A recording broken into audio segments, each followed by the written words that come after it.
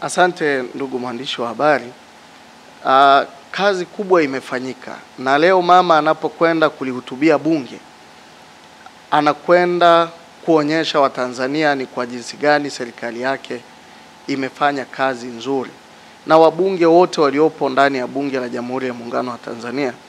wameshirikiana naye vizuri na wamefanya kazi,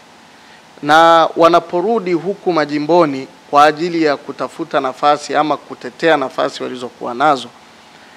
Watanzania waliopo katika maeneo mbalimbali wanatambua ni namna gani wameshirikiana na wabunge wao. Na naweza kusema hasa kwa jimbo letu la Tarime vijijini, kazi zimefanyika. Kwa hiyo watachuja, wataona, na kwa sababu wapo watiania wengi, vile vile chama kitaona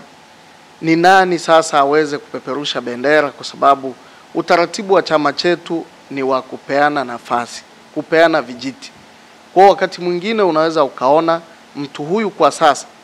apumzike, aingie mwingine, au aendelee huyo, na mimi nikiwa kama sehemu ya watiania ambao tutashirikiana na mbunge atayeweza kuteuliwa, na kama ambavyo nimesema chama changu pia kikiniteua, nina uhakika tunakwenda kuyatekeleza yale ambayo yameelezwa katika ilani ya uchaguzi wa 2025 2030, na kwa sababu tumejipanga vizuri kuanzia ngazi ya rais, tuna hakika yeyote atakayekuja atafaa kwa maendeleo ya Tanzania.